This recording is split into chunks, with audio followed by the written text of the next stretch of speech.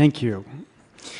So, I received an extraordinary number of emails from people after we announced this conference, telling me how extremely happy they were that our next speaker would participate, Laurence Tribe, who is the Carl M. Loeb University Professor and Professor of Constitutional Law at Harvard, where he has taught since 1968. And a university professor is a very distinguished title. Only 70 professors in all of Harvard are university professors, and so this distinguishes him appropriately in our law school.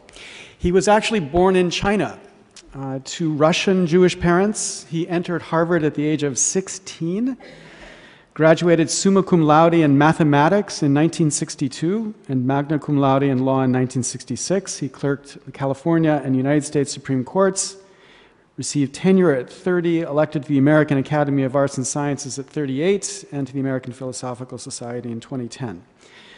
As the Northwestern Law Review has put it, no one else in American history has simultaneously achieved Tribe's preeminence as a practitioner and scholar of constitutional law.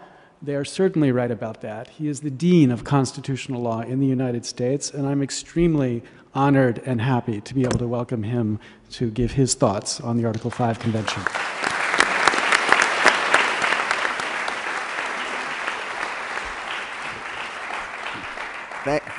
Thank you very much, Larry. The Dean means I'm old, I think. You know, when Barbara was saying that she was looking at the portrait of Justice Brennan, and she was glad to see he was leaning a little bit to the right. I had always thought he was leaning... I didn't say I was glad, I just made an observation. Well, my point is I always thought he was leaning left. It's clear that it's a matter of the perspective from which you are looking. Are you looking at it from Brennan's perspective or that of the audience? You know, framing this issue, as several of my distinguished fellow panelists have, in terms of who's afraid of a runaway or a crazy convention, I think sort of misses the boat, because it assumes we can agree about what a non-runaway convention is. What is this creature? What kinds of state applications, if any? Sandy Levinson thinks you don't need any. Are required to trigger it? Who sets its rules? How do its proposed changes become binding law?